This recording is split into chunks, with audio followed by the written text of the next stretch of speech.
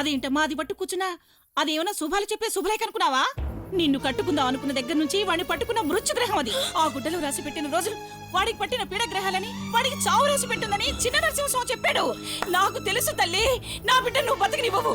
నాకు తెలుసు. ఈ ఇంట్లో నువ్వు కాలు పెట్టావుగా, ఈ ఇంట్లో సుఖం లేదు, శాంతి లేదు. కర్మ కర్మ. ఈరోజు 6వ తారీఖు, ఆయనకి గండం రోజు. జాగ్రత్తగా కాపాడుకోవాలి.